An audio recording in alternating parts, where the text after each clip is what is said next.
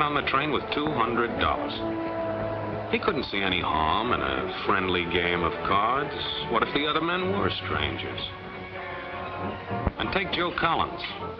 He's got a nice wife at home. But he met this girl at the bar, and she looked after the first couple of drinks.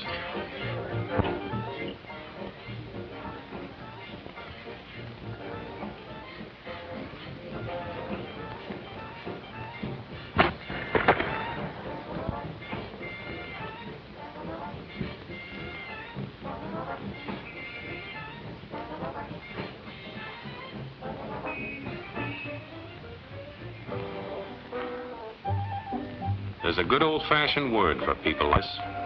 We call them suckers. And there are other people. People who stay up nights figuring out how to take away what they've got. There are all kinds of games. Mike here, for instance. He's got everything in him. He's young, he's healthy, got a job. And he's got plenty of food. Big factories to make things a man can use. Big cities to do the business of a big company. And people, lots of people. Enough to work the farm and build the factories, dig the mines, run the business. All kinds of people. People from different countries with different religions, different colored skins. Free people. They can live together and work together and build America together because they're free. Free to vote, to say what they please, go to their own churches, to pick their own jobs. Yeah, Mike's got something, all right. He's got America. But there are guys who stay up nights figuring out how to take that away from him. I happen to know the facts. Now, friends, I'm just an average American. But I'm an American. And some of the things I see in this country of ours make my blood boil. I see people with foreign money. I see Negroes holding jobs that belong to me and you. Now, I ask you, if we allow this thing to go on, what's going to become of us real Americans? I've heard this kind of talk before, but I never expected to hear it in America. This fellow seems to know what he's talking about. What are we real Americans going to do about it? You'll find it right here in this little pamphlet. The truth about Negroes and foreigners. The truth about the Catholic Church. Do you believe in that kind of talk? I don't know, makes pretty good sense to me. And I tell you, friends, we'll never be able to call this country our own until it's a country without. Without what? Yeah, without what? Without Negroes. Without alien foreigners. Without Catholics. Without Freemasons. You know these people. What's wrong with the Masons? I'm a Mason. Hey, that fellow's talking about me. And that makes a difference, doesn't it? These are your enemies. These are the people who are trying to take over our country. Now you know them. You know what they stand for. And it's up to you and me to fight them. Fight them and destroy them before they destroy us. Thank you.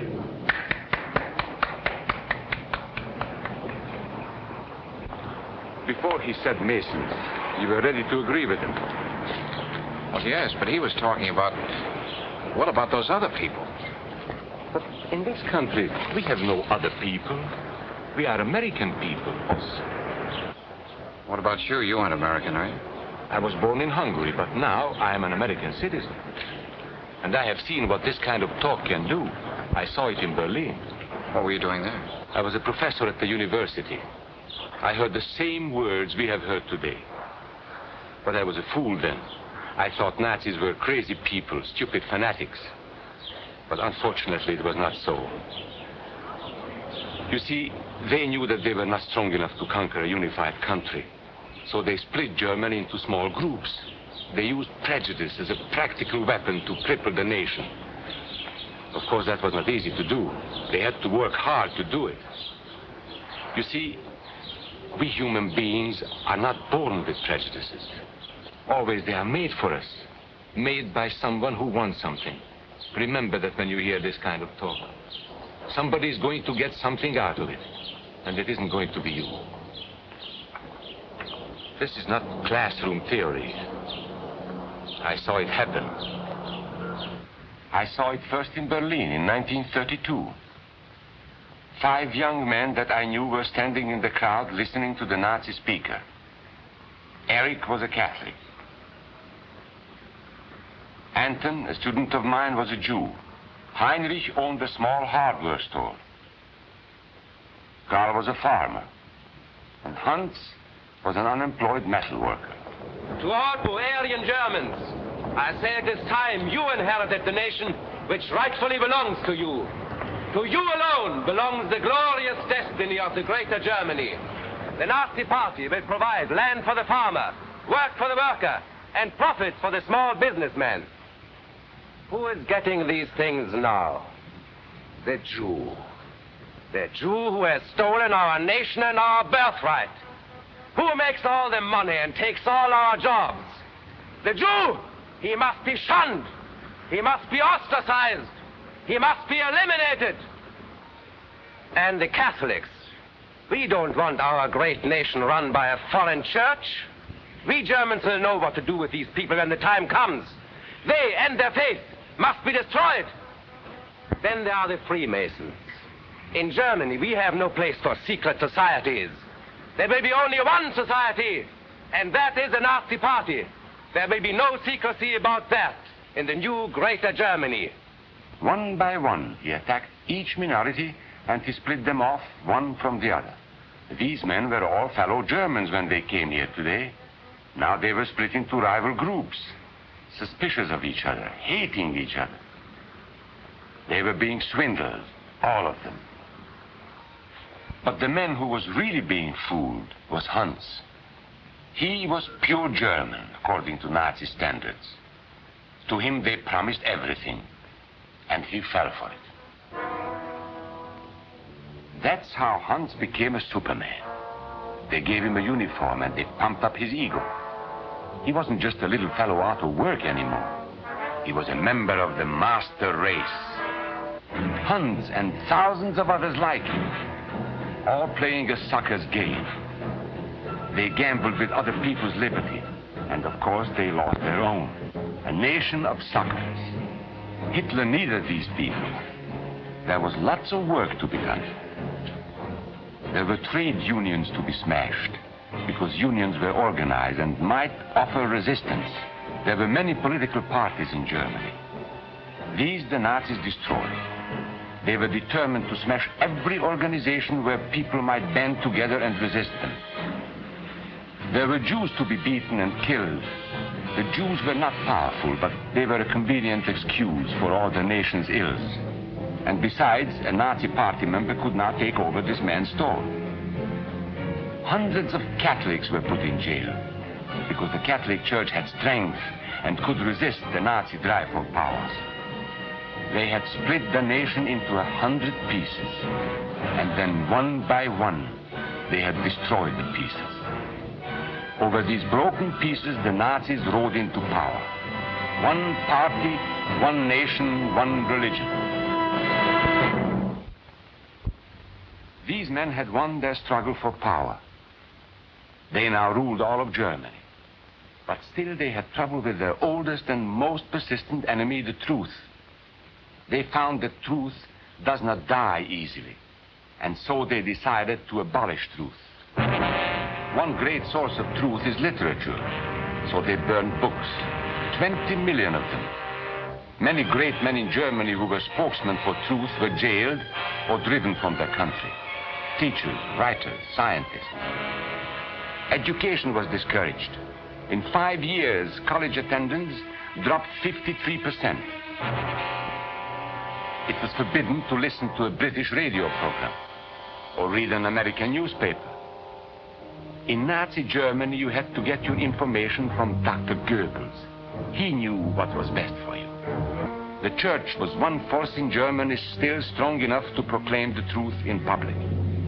This Catholic priest was arrested the following day on charges of immorality. The Protestant church also continued to try and fight for truth. The Nazis put this man in a concentration camp. There were others who spoke for truth, and I am proud to say that educators were among them. And what, may I ask, is an Aryan? I don't know myself. But let us see what our present so-called authorities have to say about him. They say he is tall,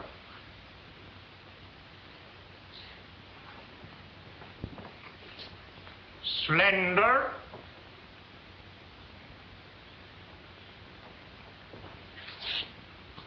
blue-eyed,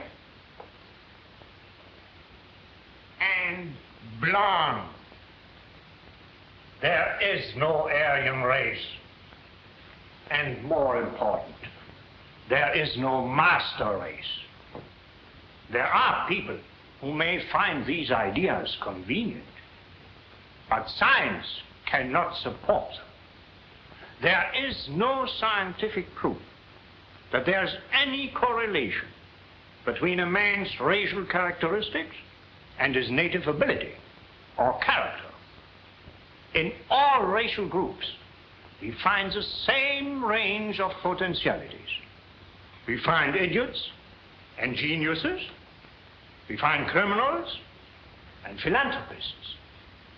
We must judge each man as an individual and not by the color of his skin or his eyes or by the length of his nose.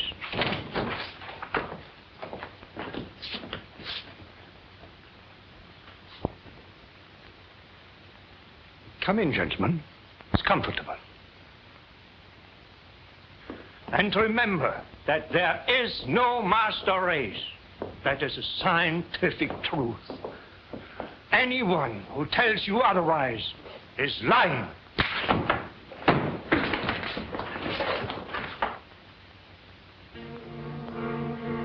And so for all practical purposes, truth had been abolished in Germany. A lot of my German friends wondered what had hit them. How did it happen? Where did it start? It started right here. And this was where it could have been stopped. If those people had stood together, if they had protected each other, they could have resisted the Nazi threat. Together they would have been strong. But once they allowed themselves to be split apart, they were helpless. When that first minority lost out, everybody lost out. They made the mistake of gambling with other people's freedom. Now let's see how those bets paid off. Karl the farmer was gambling on a better life for himself.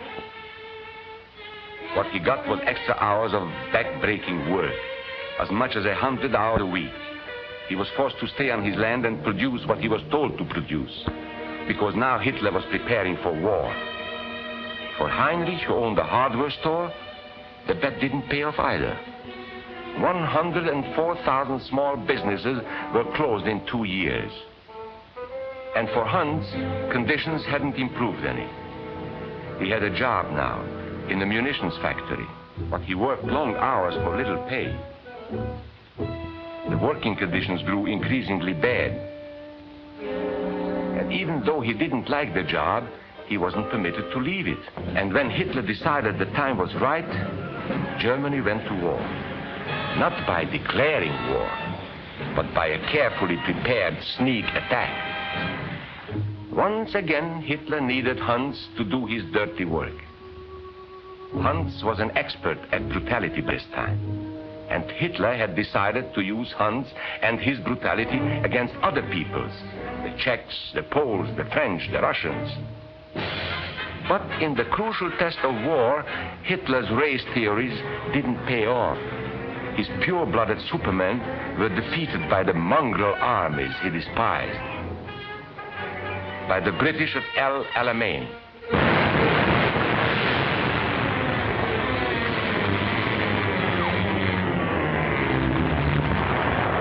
by the Russians at Stalingrad,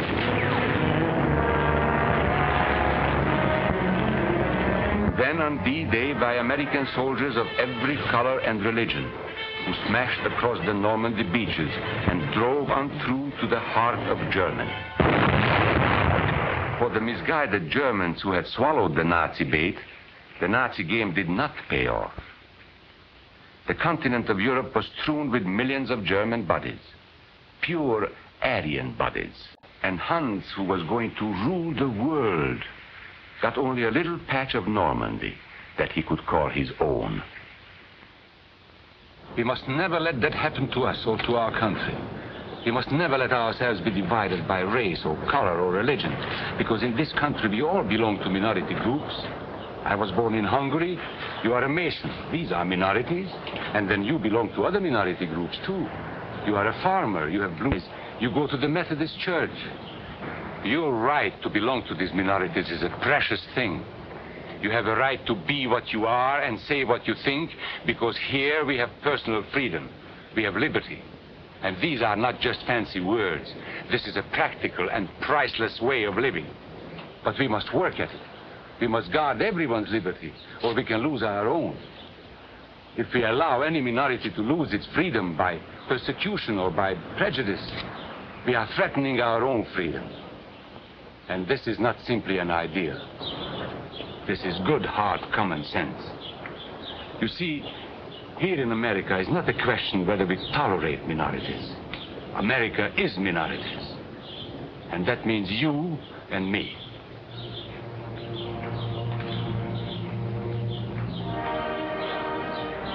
So let's not be suckers. We must not allow the freedom or dignity of any man to be threatened by any act or word.